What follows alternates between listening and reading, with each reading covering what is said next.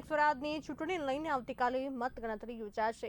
સુરત મહાનગરપાલિકાની ચૂંટણીમાં કુલ 59.21% જેટલું મતદાન નોંધાયું છે। આવતીકાલે સવારથી ગાંધી એન્જિનિયરિંગ કોલેજ ખાતે મતોની ગણતરી હાથ ધરવામાં આવશે। કુલ 10 રિટર્નિંગ ઓફિસરની દેખરેખ હેઠળ આ સમગ્ર મતગણતરી પ્રક્રિયા પૂર્ણ કરવામાં આવશે। દરેક રિટર્નિંગ ઓફિસરને 3 વોર્ડની જવાબદારી સોંપાઈ છે, જેનાથી કુલ 30 વોર્ડની ગણતરી ઝડપથી પૂર્ણ થશે।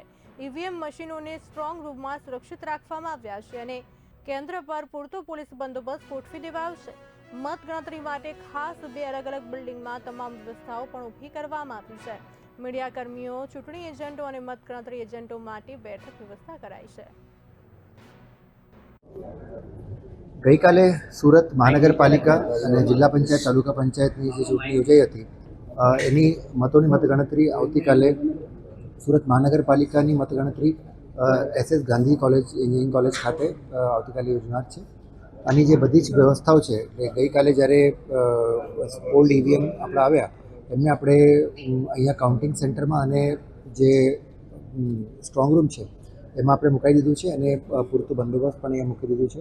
એની જે બીજી વ્યવસ્થાઓ છે ગરમીને જોઈને જે પીવાના પાણીની વ્યવસ્થાઓ છે, એસી, કુલર કે જ્યાં પંખાની વ્યવસ્થા કરવાની છે એ બધી વ્યવસ્થાઓ અને બાકી બીજી આનુષંગિક વ્યવસ્થાઓ જે છે સ્ટાફની તાલીમથી લઈને બધી વ્યવસ્થાઓ કરી લીધું છે।